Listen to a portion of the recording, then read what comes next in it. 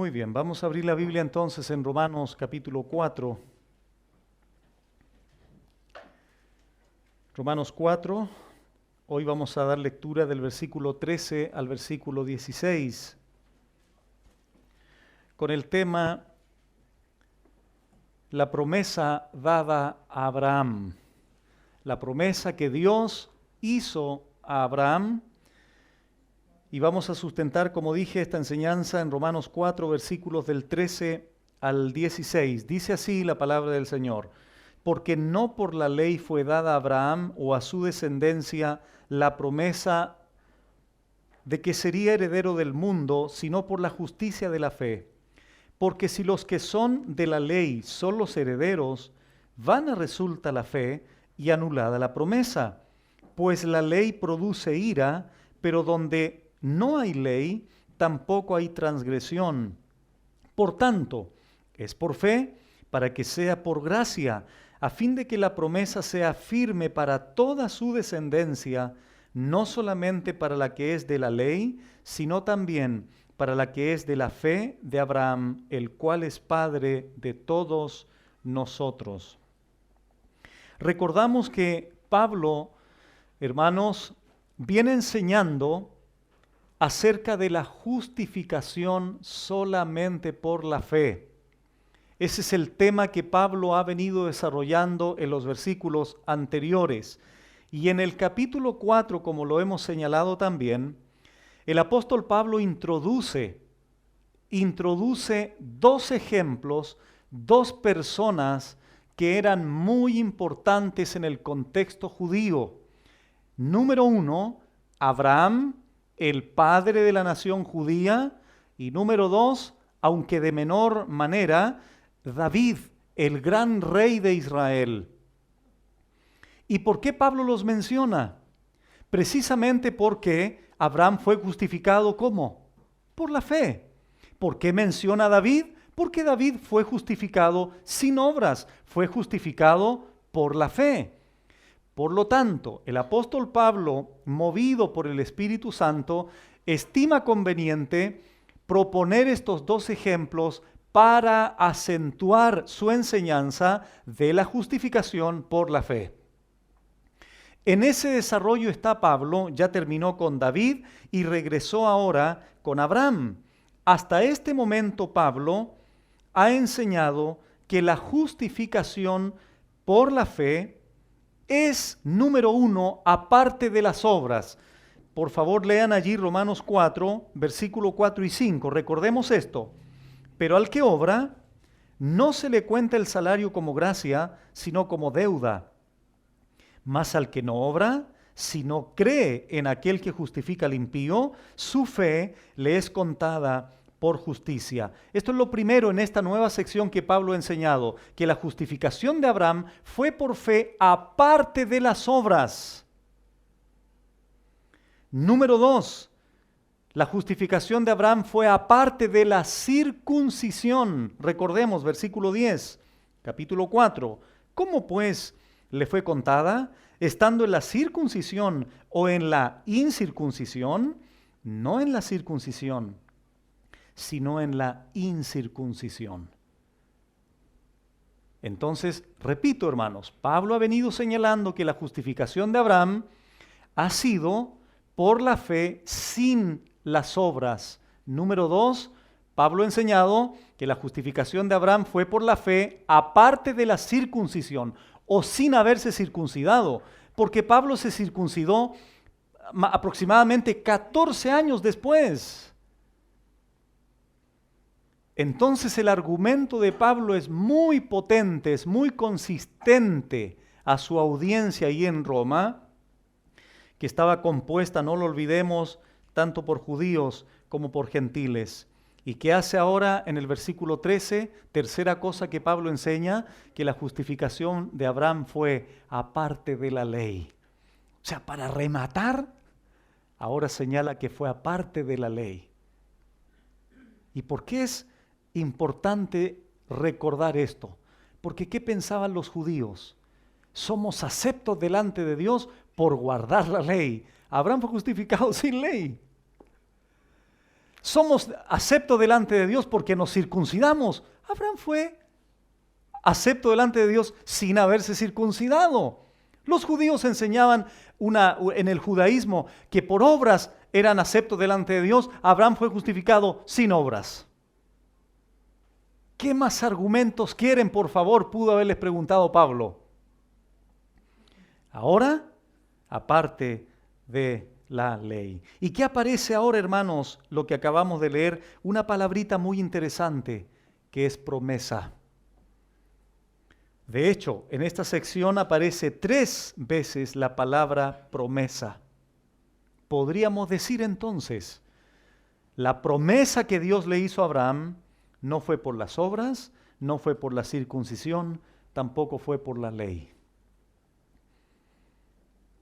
Ese es el título del mensaje, la promesa dada a Abraham. ¿Qué es una promesa? Bíblicamente hablando, ¿cómo podemos definir bíblica o teológicamente la palabra promesa? Se han sugerido algunas definiciones, les quiero a ustedes leer la siguiente. Una promesa es la declaración o garantía que Dios ha dado en su palabra de conferir bendiciones sobre su pueblo, en este caso sobre Abraham. Tal garantía, escuchen bien, descansa en la justicia perfecta, el poder, la benevolencia y la veracidad inmutable de Dios. No puede fallar de cumplirse. De hecho, la palabrita aquí que utiliza Pablo para promesa es la palabrita griega epangelía, que quiere decir una promesa que se hace generosamente y sin ninguna condición por la otra parte. No depende de los méritos, sino solo del generoso corazón de Dios. Por eso es que Abraham fue justificado antes de la ley. No tenía ningún mérito. Solo fue por el corazón generoso de Dios, ya que la promesa refleja el mismo carácter de Dios, inmutable. Él no cambia, Él es justo, Él es recto, y sobre este carácter descansan sus promesas. Una pregunta para todos nosotros. ¿Tenemos entonces descanso y seguridad de que Dios va a cumplir lo que te ha prometido? Así es, de manera indudable. Vamos a ver algunos pasajes antes de entrar al desarrollo. Vamos a Génesis capítulo 21. Génesis capítulo 21.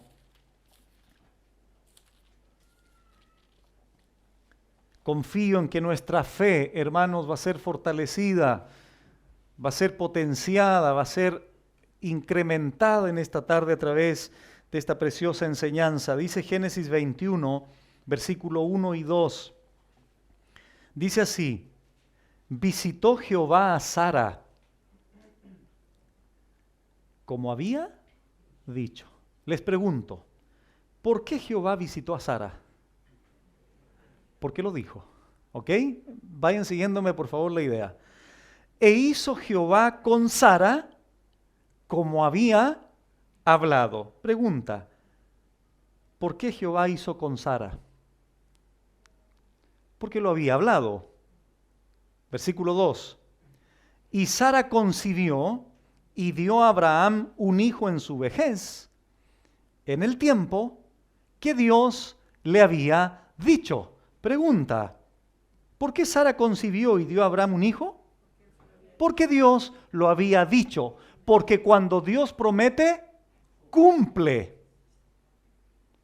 Cuando Dios te dice, hijo mío, yo haré tal cosa contigo, Dios lo hará. Dios lo cumplirá.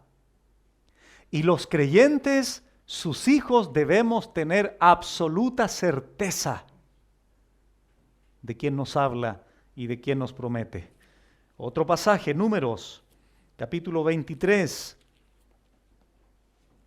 Números 23, versículo 19. Dice así: Dios no es hombre para que mienta, ni hijo de hombre para que se arrepienta. Él dijo, es decir, Dios dijo, ¿y no hará? Pregunta. ¿Lo hará o no lo hará? Sí lo hará. ¿Por qué lo hará? Porque lo dijo, habló, ¿y no lo ejecutará? La respuesta aquí se asume, ¿verdad? Claro que lo hará. Claro que lo ejecutará. ¿Por qué razón? Porque Él lo dijo. ¿Por qué razón? Porque Él lo prometió. ¿Por qué razón? Porque Él lo adelantó anteriormente, señalando su promesa. Otro pasaje, Josué 23. Josué capítulo 23.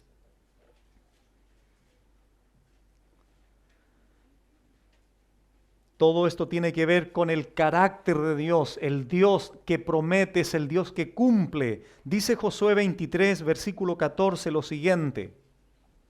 Y he aquí que yo estoy para entrar hoy por el camino de toda la tierra. Reconoced, pues, con todo vuestro corazón y con toda vuestra alma. Noten, hermanos, aquí el escritor lo que hace. Le dice al oyente,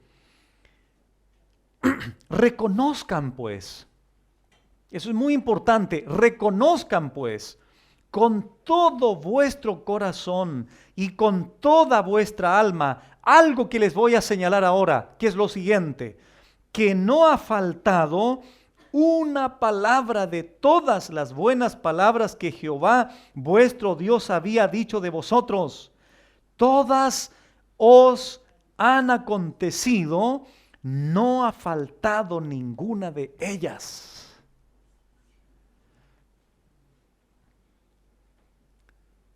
¿Qué es lo primero que aquí este hombre les dice? Reconozcan con todo su corazón, con toda su alma, que todo lo que Dios ha dicho, que todo lo que Dios ha prometido, se ha cumplido.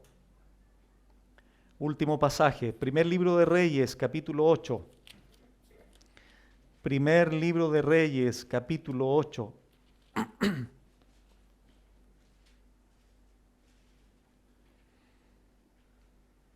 Versículo 56.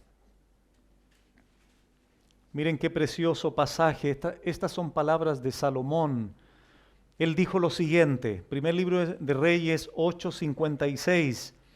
Hablando Salomón, él dice, bendito sea Jehová, que ha dado paz a su pueblo Israel, conforme o de acuerdo a todo lo que él había dicho.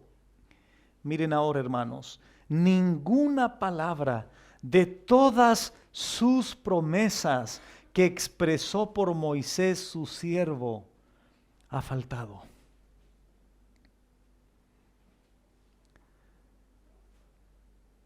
¿Cómo podemos hacer una pequeña aplicación a nosotros? O yo podría preguntarles a ustedes con una pregunta aplicativa. ¿Cuántas cosas te ha prometido el Señor? Tú me podrías contestar, muchas cosas, pastor, el Señor me promete en su palabra. Yo te podría preguntar ahora, ¿se han cumplido? No, todavía no, pastor. Se van a cumplir. ¿Por qué? ¿Porque te lo digo yo? No, olvídese de eso. Porque Dios lo ha dicho. Promesas parecen sencillas, pero son muy potentes. El Señor te dice, cuando carezcas de luz, apóyate en mí, yo te daré luz. Cuando estés confundido, confía en mí y yo haré. Promesas, una tras otra, 100, 200, 1000, 4000, 5000 promesas en la Biblia para nosotros, sus hijos, y Dios nos dice, yo las voy a cumplir. El Dios que promete es el Dios que cumple, indudablemente. Y este es el Dios, hermanos, que hizo la promesa a Abraham. ¿La cumpliría entonces? Desde luego que sí. Escuchen, hermanos, nuestra fe se debe basar en la confianza en la persona que nos promete. en lo que Él ha hecho. En eso se debe sustentar mi fe, mi confianza, no en la promesa como tal, sino en la persona que emite la promesa, que es Dios.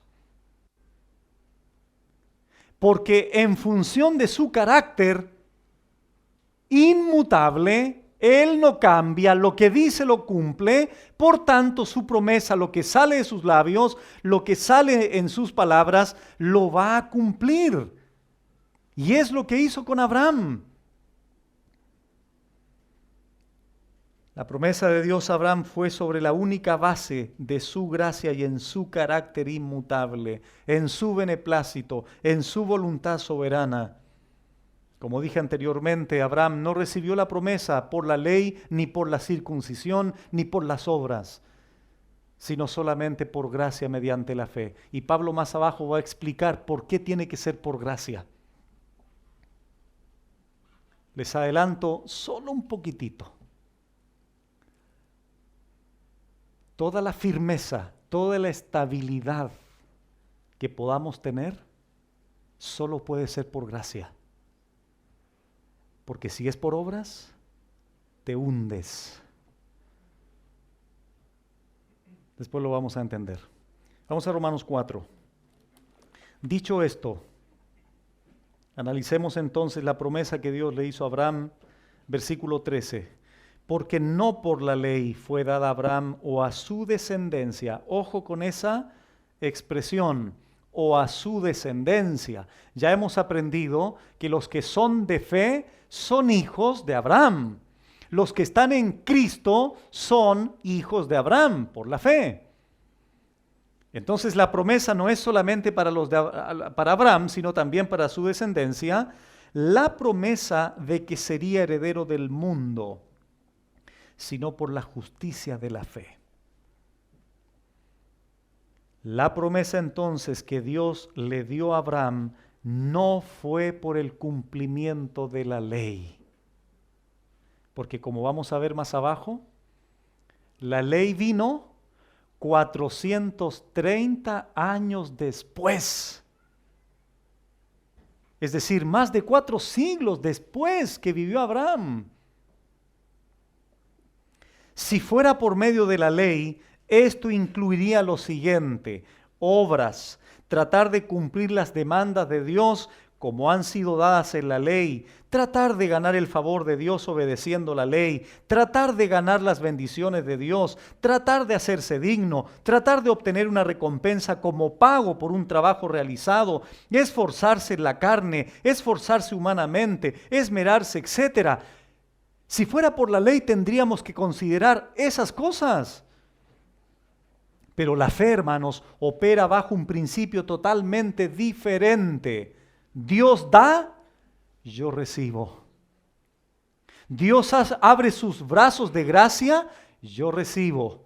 Dios es el dador, yo soy el receptor. Dios es el dador, yo no soy contribuyente, yo soy simplemente receptor.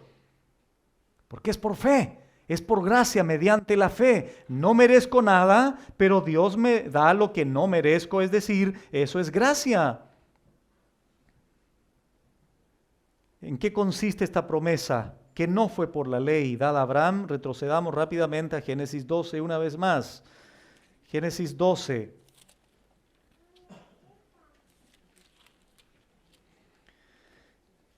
Génesis 12, versículo 3, o lo tomamos del 2, dice así: y haré de ti una nación grande, y te bendeciré y engrandeceré tu nombre y serás bendición. 3, bendeciré a los que te bendijeren, y a los que te maldijeren maldeciré. Y aquí está la promesa puntual: y serán benditas en ti, Abraham, todas las familias de la tierra. Avancemos 2 capítulos, Génesis 15.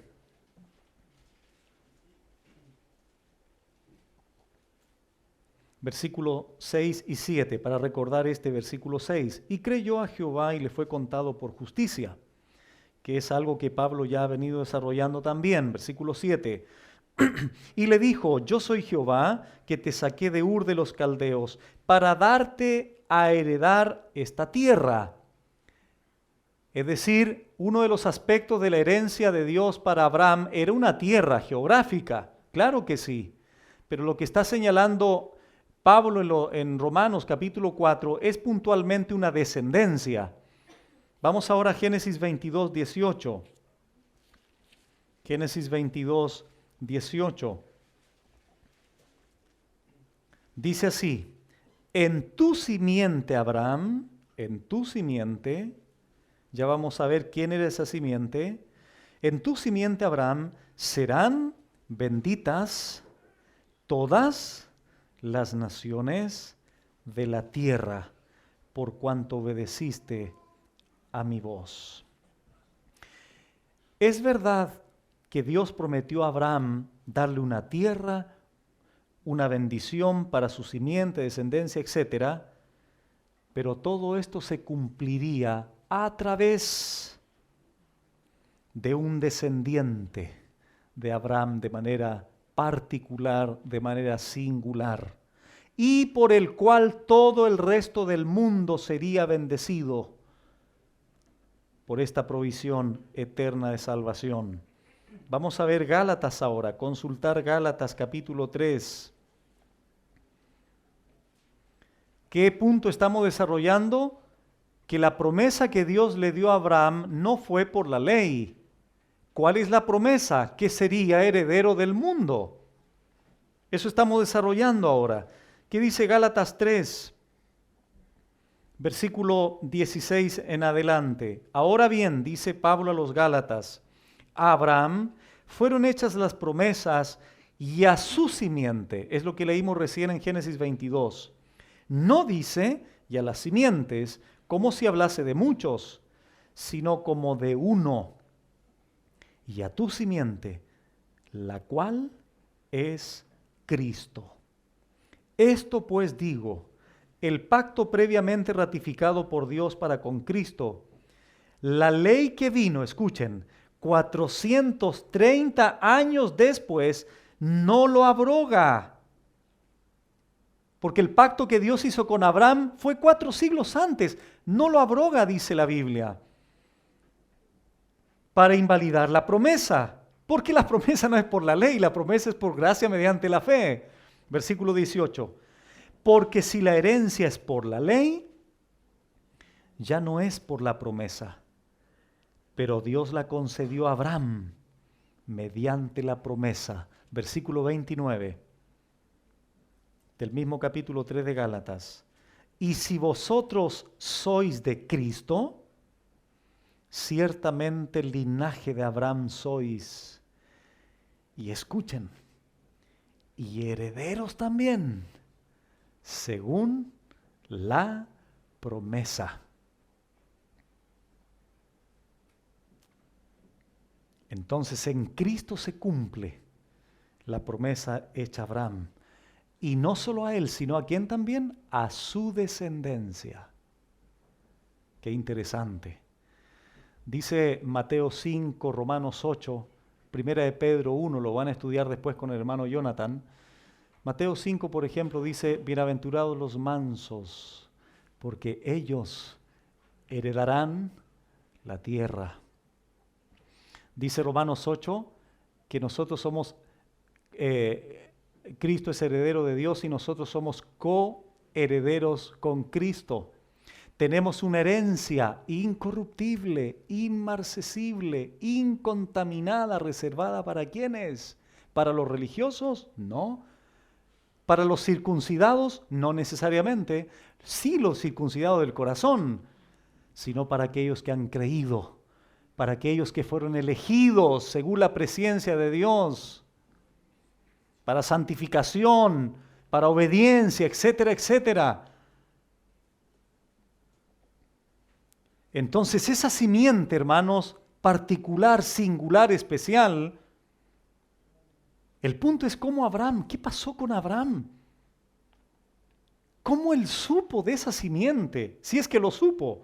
Vamos a consultar Juan 8, por favor. Porque Cristo, hermanos, vivió 2000 años después, 20 siglos después de Abraham.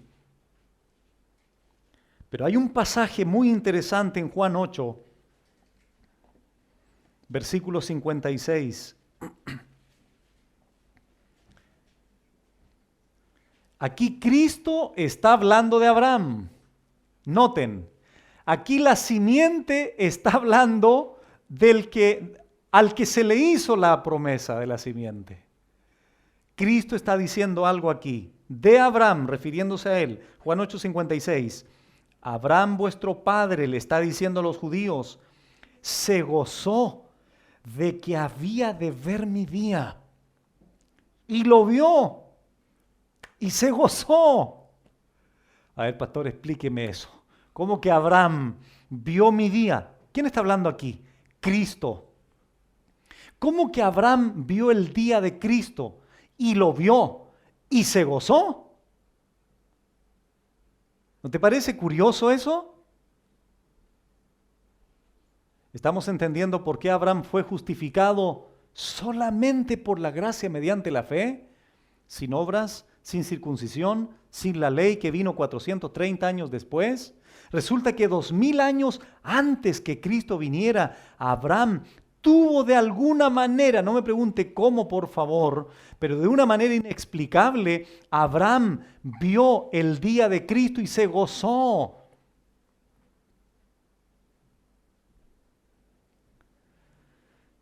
Vio por anticipada la venida del Mesías, quien era uno de sus descendientes prometidos, la simiente, mediante el cual también serían benditas todas las naciones de la tierra, incluidos los chilenos hoy día, incluidos nosotros, que estamos dentro de esa promesa por la gracia mediante la fe.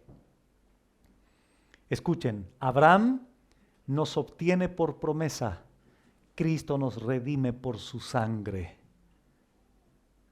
Y Él quiere compartir esa herencia con nosotros. Una vez hablaba con un hermano, pastor, mi abuelo, mi papá me dejó una herencia importantísima. Saltaba en una pata el hermano. Bueno, ¿tú te has preguntado, hermano, lo que significa ser coherederos con Cristo? ¿Te has preguntado alguna vez eso? ¿Qué significará ser coherederos con Cristo? Bueno, todos estos aspectos, hermanos, de la promesa de Dios constituían a Abraham en heredero del mundo, no a través de la ley, sino a través de la fe. Abraham, entonces, es heredero del mundo en el sentido de que en él, es decir, en su simiente, todas las familias de la tierra son benditas, ya que teniendo a Cristo, lo tenemos todo. Tener a Cristo, amados hermanos, es poseerlo todo. Puedes no tener nada, materialmente hablando, pero si tienes a Cristo, lo tienes todo. ¿No es así? Y nosotros, por la gracia de Dios, estamos en este grupo de redimidos y privilegiados por tener a Cristo. Y por esta razón, lo tenemos todo. Constantemente el creyente necesita, hermanos, meditar profundamente en estas verdades, en el tesoro que significa Cristo para nosotros. ¿Qué harías si un día te quitaran todo? Cosa que sucede en el siglo XXI en el que vivimos en otros contextos, en otras culturas con el Evangelio. Este pastor que me escribió de este país me está explicando, yo le pedí que me explicara cómo viven los creyentes allá, para tener un poco más de conocimiento. Pero ¿qué te pasaría si algún día te quitan todo? Bueno, todo entre comillas, porque a Cristo no te lo pueden quitar, porque estamos en Él. Y repito, necesitamos, hermanos, tener conciencia de esto y entender cuál es el verdadero tesoro que tenemos en Él, porque teniéndolo a Él, repito, lo tenemos todo. Vamos allí a 1 Corintios 3, por favor. 1 a los Corintios 3. Mire lo que dijo Pablo aquí.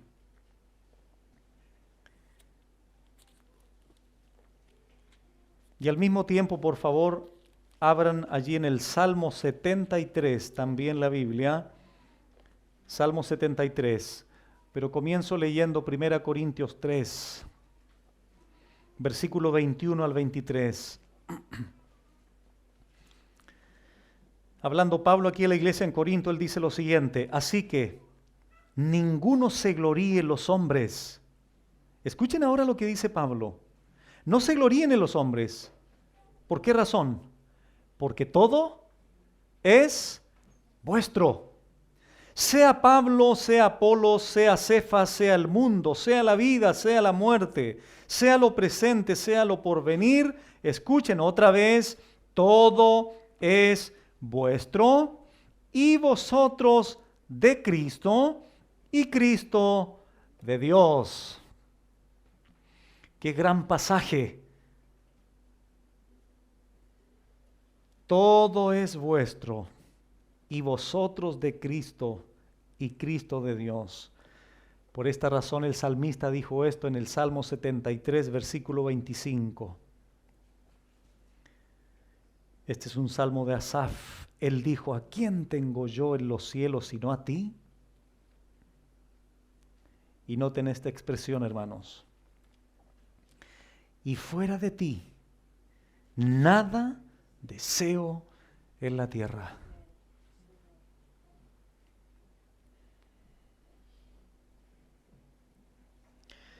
Lo voy a leer en versión de algunos hermanos. Y fuera de mi Facebook, nada deseo en la tierra. Y fuera de mi pololo, nada deseo en la tierra. Y fuera de qué sé yo, etcétera, etcétera.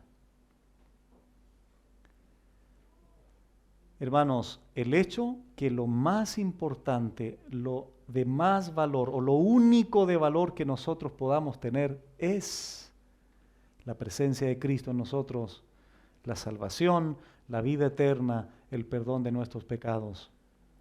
¿Por qué razón? Porque nosotros también somos herederos, según la promesa que se le hizo a Abraham, porque hemos creído en Dios de la misma manera que lo hizo Él. Tenemos una bendita herencia. Regresamos a Romanos 4. Versículo 14. Porque si los que son de la ley son los herederos, pregunta aquí Pablo, o sea, afirma Pablo, suceden dos cosas. Vana resulta la fe y anulada la promesa. La fe y la ley son principios contradictorios, dos medios absolutamente distintos. Si la herencia viene por el cumplimiento de la ley, repito, suceden dos cosas. Número uno, ¿qué pasa con la fe? El texto lo dice. Resulta vana. Y número dos, la promesa queda anulada, inoperante, queda sin eficacia.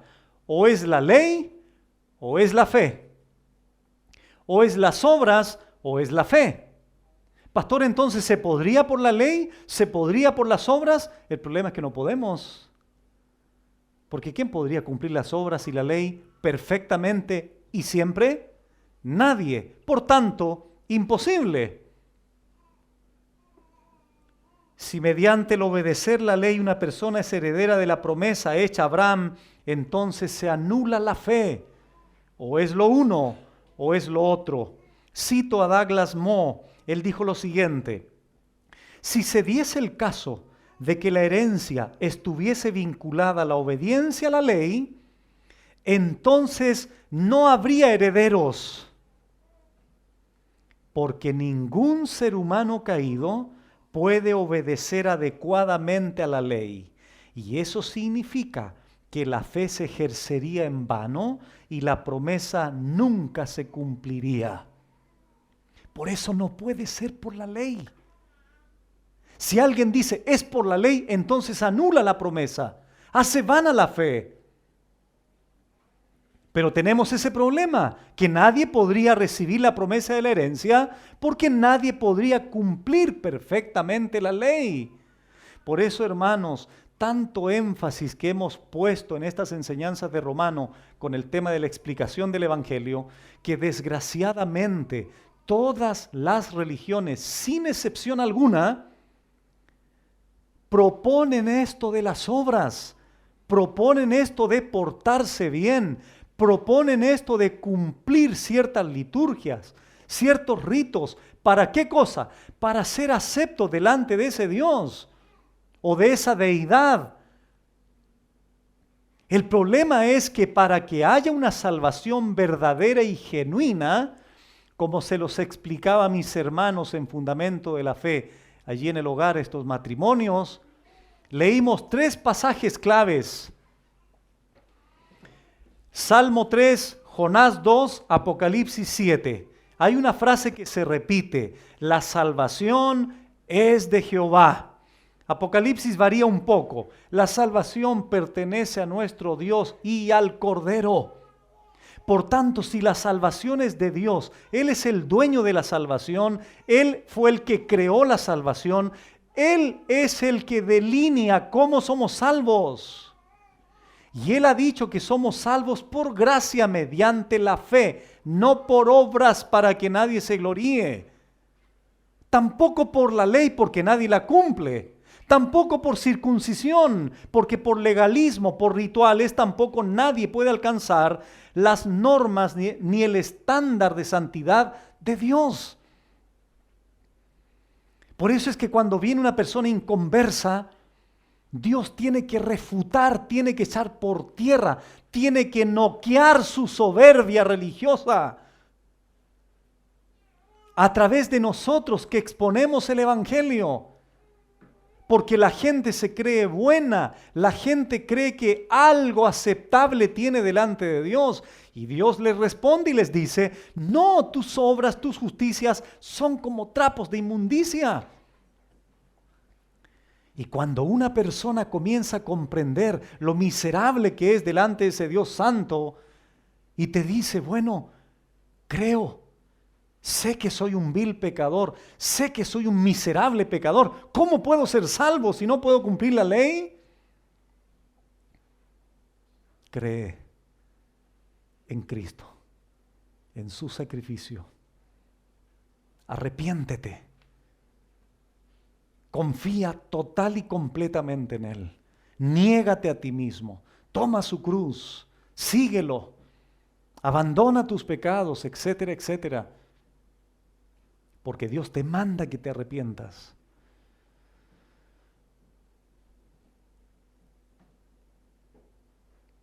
Porque si los que son de la ley son los herederos, si es por esa vía de la ley, entonces vana resulta la fe y anulada la promesa.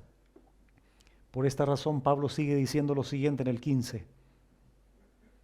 Pues la ley produce ira.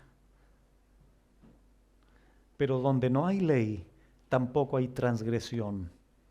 ¿Por qué la ley produce la ira de Dios? Porque aquí dice claramente, pues la ley produce ira. Por eso no puede ser por la ley. Por eso si alguien dice, yo me quiero salvar por la ley, anula la promesa, anula la fe, hace vana la fe. Pero quiero decirte algo, la ley produce ira. Y le voy a decir por qué. Vamos a Juan 7:19.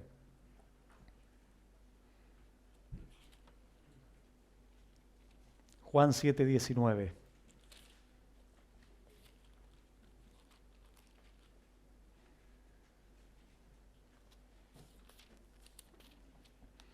Que dice en Juan 7:19 lo siguiente, hablando Cristo aquí, es una pregunta que les hace.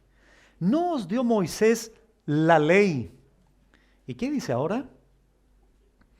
¿Y ninguno de vosotros cumple la ley? ¿Por qué la ley produce ira? ¿Quién la puede cumplir? A ver. Nadie. Dice en Gálatas 3:10, porque todos los que dependen de las obras de la ley están bajo maldición. ¿Por qué? Porque escrito está, maldito todo aquel que no permaneciere en todas las cosas escritas en el libro de la ley para hacerlas. Nadie las puede cumplir. Nadie puede cumplir el estándar moral de Dios. Es demasiado elevado su estándar de santidad, de justicia para el ser humano. Y como Dios es un Dios justo, y como Dios es un Dios recto, se produce ira en su carácter cuando su ley es violada. Porque Dios, como es un Dios santo, demanda el cumplimiento pleno de la ley. La ley descubre nuestro pecado y descubre la ira de Dios. La ley nos muestra nuestra incapacidad y la necesidad de la gracia de Dios. Quiero decirles algo, hermanos. Si la ley fuera el medio de salvación, sería la peor noticia que podríamos escuchar. Y precisamente eso es lo que se predica. Por tanto, ¿qué se le está entregando a la gente? Una mala noticia. En contraste con el euangelión, la buena noticia.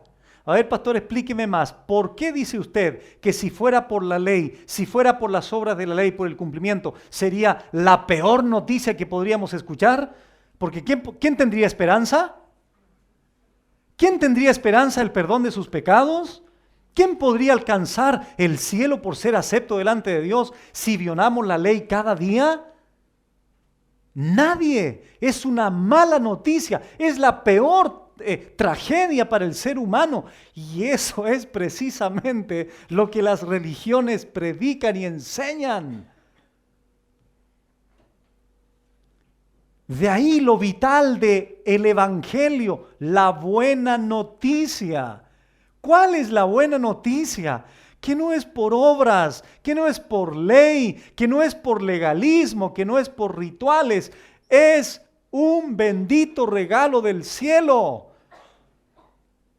Que viene aquel corazón arrepentido, aquel que cree con todo su ser en el Señor. Y eso choca con la soberbia del hombre, porque el hombre siempre quiere algo de la gloria, algo del crédito. El hombre siempre quiere ser contribuyente para recibir el aplauso. Dios dice, no necesito nada de ti, porque la gloria toda, plena, total, tiene que ser para mí. Como dice Isaías, para gloria mía los he creado. Dice Efesios 1, para alabanza de la gloria de su gracia, Él nos predestinó con amor eterno. Y es así, por eso nadie se puede jactar en su presencia. Por eso no puede ser por la ley produce ira, despierta el carácter santo de Dios. Y el que viola la ley tiene que morir. El que viola la ley tiene que pagar. El que viola la ley está en muerte, en pecado, porque la paga del pecado es muerte. Por eso Dios descargó la ira de la violación de la ley del ser humano y la descargó en su Hijo Jesucristo en la cruz, siendo la propiciación por nuestros pecados. ¿Vamos entendiendo ahora? No es por la ley. Vamos a 2 Corintios 3. Noten ustedes cómo Pablo les llama a la ley. 2 Corintios 3.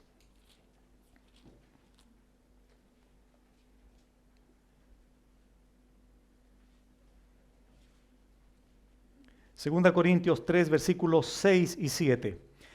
El cual asimismo nos hizo ministros competentes de un nuevo pacto, no de la letra, sino del Espíritu, porque la letra mata, mas el Espíritu vivifica. Mire, me da unas ganas de hablar aquí un rato de esto, pero no puedo. Tengo que avanzar. Aquí está haciendo un contraste entre lo antiguo y lo nuevo, la ley y ahora el tiempo de la iglesia o de la gracia. Dice versículo 7. Noten ahora, está hablando de la letra que mata, ¿verdad?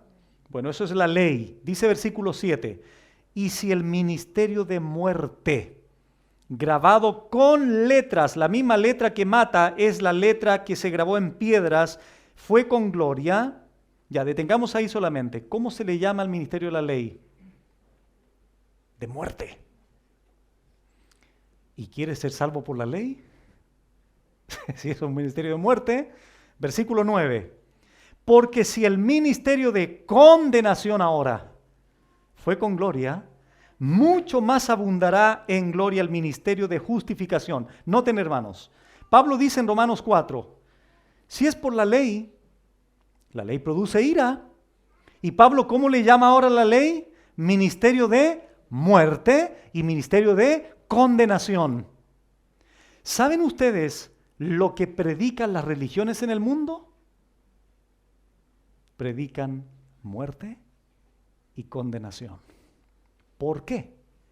Porque ponen un énfasis en una religión por obras. ¿Estás entendiendo ahora con más profundidad lo que significan las religiones?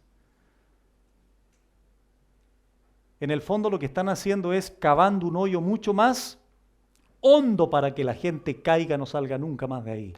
Diciéndoles, pórtate bien, haz esto, haz aquello. No, Cristo, cuando alguien viene a Él, Él dice, yo lo hice todo. Tetelestai, consumado es. Por eso es que se sentó a la diestra, hermano. Porque los sacerdotes, ustedes saben, en el lugar santísimo, ¿saben por qué no habían sillas? El sumo sacerdote tenía que trabajar de pie. Porque la obra todavía no estaba consumada. Todo lo que se hizo en el lugar santísimo era sombra de lo que había de venir.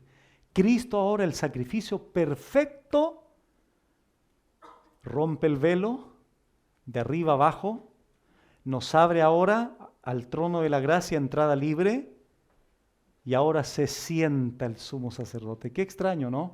¿Por qué se sentó? Porque ya no hay más obra que hacer. Bueno, eso es otro tema. Regresamos a Romanos 4.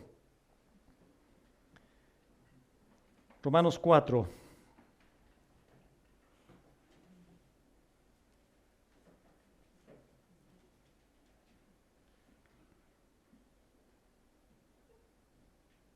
Versículo 16, para ir terminando. Por tanto, concluye esta idea Pablo, solo esta idea, por tanto, es por fe. Aquí otra vez. ¿Se han dado cuenta ustedes, Pablo, cómo alguien podría decir, ¿por qué abusa Pablo tanto de la fe? ¿Qué es la gracia? La fe y la gracia, ¿es que eran cabeza dura en Roma? ¿O es que la audiencia hoy día en las iglesias es cabeza dura? Bueno, sí, somos cabeza dura muchas veces. El punto es que ese es el tema de Pablo. Pablo dice, por tanto, es por fe, para que sea por gracia, a fin de que la promesa sea firme para toda su descendencia, no solamente para la que es de la ley, sino también para la que es de la fe de Abraham, el cual es Padre de todos nosotros. Es por fe para que sea por gracia. Hermanos, somos salvos por gracia, no olviden nunca esto, mediante la fe. La causa de la salvación es la gracia, la instrumentalidad es la fe, el medio es la fe, la causa, o sea, no la gracia, Cristo es la salvación, Cristo es el que salva, su gracia. Y eso lo hace mediante o lo hace a través de un instrumento que es la fe. No la fe que nace en ti, no la fe que nace en mí, la fe que viene como regalo del cielo, porque es un don de Dios. La salvación es del Señor. Bueno, entonces es por fe para que sea por gracia. Escuchen ahora, hermanos. El propósito de esto, Pablo lo dice de la siguiente manera: a fin o con el propósito de que la promesa sea firme para toda su descendencia. Escuchen, hermanos, la única manera, la sola manera en que la promesa sea firme es que sea por gracia mediante la fe. Porque si fuera por cumplir la ley, sería totalmente inestable, insegura. ¿Producto de qué? De nuestra incapacidad de cumplir perfectamente la ley siempre. ¿Entiendes por qué la promesa es firme? Porque es por gracia. ¿Entiendes por qué la promesa es segura? Porque es por gracia. Porque si dependiera de ti, ¿sería firme? ¿Cómo te portaste hoy día? Entonces ya no hay promesa, pues, hermano. ¿Cómo te portaste ayer? ¿Cuántos pensamientos impíos tuviste durante la semana? ¿Cuántas malas acciones tuviste? Pastor, yo no he hecho nada malo, tampoco hacer lo bueno, pecado. Por el lado que lo miremos, la promesa sería inestable, insegura, tambaleante. La palabra firme aquí en el griego significa precisamente eso: segura, estable, confiable, definitiva, inalterable, constante, perdurable. ¿Por qué razón? Porque fui salvo por gracia, porque me sostiene por gracia y porque me glorificará por gracia. Por eso es firme. Dice Judas, somos guardados. 1 Pedro también, Judas, Él es poderoso para guardaros sin mancha y sin caída. Pedro dice, somos guardados por el poder de Dios. Hebreos 6.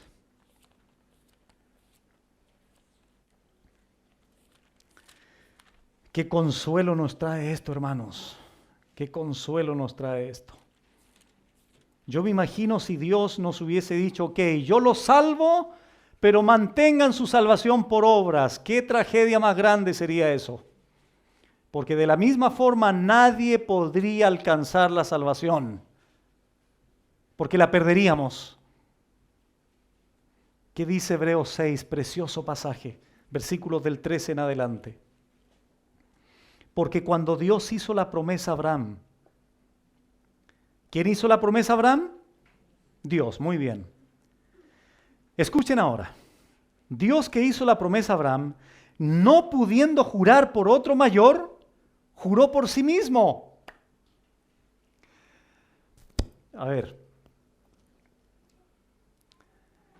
¿Por qué Dios no puede jurar por otro mayor? Porque no hay otro mayor, pues, hermanos. ¿Cómo se le llama a Dios en la Biblia? El Altísimo. ¿Te acuerdas cuando eras niño?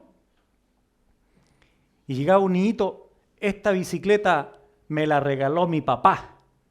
No te creemos, decían los niñitos. Te lo juro por mi papá. Te lo juro por mi abuelita. Bueno, ese juramento del niño, se supone que el papá o la abuelita es superior al niño, ¿verdad? Por eso el niño acude a que el juramento sea algo mayor a él. ¿Por qué Dios tiene que jurar por sí mismo y no por otro mayor? Porque Él es el Altísimo. No hay nadie más superior a Él.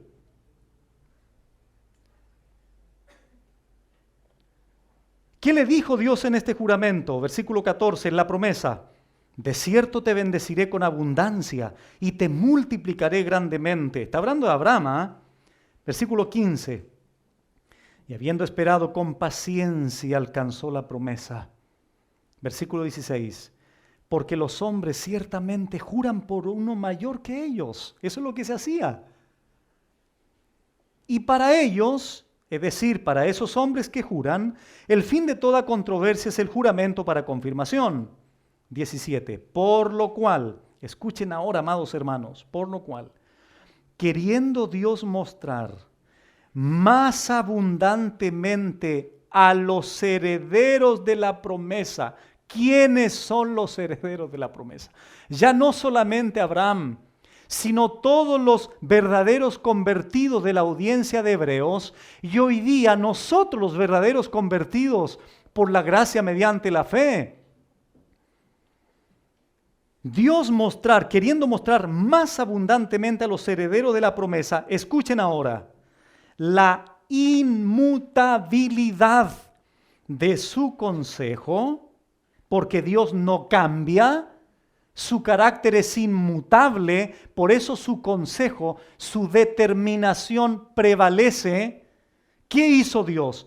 Interpuso juramento. Escuchen, para que por dos cosas inmutables, en las cuales es imposible que Dios mienta, detengámonos aquí un minuto, las dos cosas inmutables que Dios pone aquí como argumento para traer confianza, esperanza a los creyentes, es su palabra o sus promesas y su juramento. Escuchen, hermanos, si Dios nos hubiese prometido algo de manera verbal, ¿hubiese sido suficiente para creer? Sí, porque cuando Dios habla, ¿cumple o no cumple? Muy bien, pero ¿qué hace Dios para dar mayor fuerza a lo que dice? Interpuso juramento, para que ahora el creyente tenga dos razones potentísimas para que su fe se fortalezca, para que su esperanza sea fortalecida, las cuales es imposible que Dios mienta, su palabra, su juramento, razón por la cual los creyentes tengamos, ¿qué dice ahora? Un fortísimo consuelo. ¿Por qué dice un fortísimo consuelo? Y no simplemente un consuelo. Porque yo ahora como creyente pienso, analizo en mi casa cuando estoy débil, cuando me veo invadido por tentaciones, por pruebas, por enfermedades. Tengo un fortísimo consuelo en mi alma. ¿Por qué razón? Porque Dios me ha dado su palabra, su promesa, y además de eso, me ha jurado, ha interpuesto juramento. No era necesario hacerlo, pero Él lo hace para fortalecer nuestro corazón, nuestra esperanza. Y todos nosotros tengamos un fortísimo consuelo. ¿Quiénes? Los que hemos acudido. ¿Para qué cosa? Para asirnos de la esperanza puesta delante de nosotros. Cuando el escritor a los hebreos ahí dice, los que hemos acudido para, en el griego dice, los que hemos buscado refugio. No los que continuábamos en la soberbia de las obras, de la liturgia, de la ley, porque hemos reconocido como miserables pecadores, hemos acudido a Él. Estos tienen un fortísimo consuelo en su palabra, en su promesa y en su juramento. Y por esa razón nos podemos abrazar con confianza, con fe, en esa esperanza puesta delante de nosotros. Sigue el escritor, versículo 19, esto no termina, la cual tenemos, ¿qué dice? Como segura y firme ancla, y que penetra hasta dentro del velo, donde Jesús entró por nosotros como precursor, hecho sumo sacerdote para siempre, según el orden de Melquisedec. Aquí el escritor a los hebreos utiliza una ilustración de los barcos, del contexto marítimo, que es un ancla. ¿Han visto ustedes los barcos cuando dejan caer sus anclas? Estos objetos de fierro que pesan mucho y los dejan descansar sobre las arenas del mar para estabilizar el barco. Bueno, nosotros, ¿qué tenemos? Tenemos como segura y firme ancla del alma y que penetra hasta dentro del velo. ¿Por qué utiliza dentro del velo aquí? Porque aquí está siguiendo la analogía del sacerdote del Antiguo Testamento, del lugar santísimo, el velo. Pero aquí no se está refiriendo a eso. ¿Por qué? Porque dice el 20, donde Jesús entró por nosotros como precursor. Pregunta, ¿dónde entró Jesús por nosotros como precursor? A la diestra del Padre.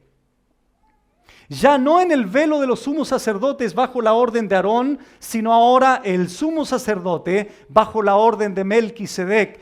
Él ahora entró directamente a la presencia de Dios.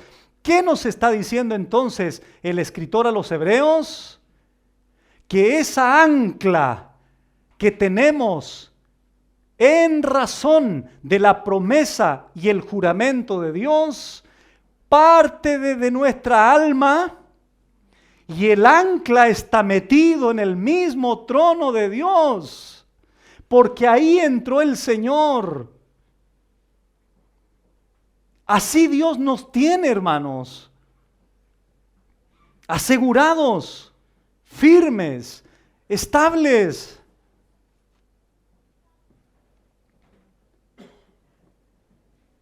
Donde Jesús entró por nosotros, porque este sumo sacerdote también era el sustituto del pecador,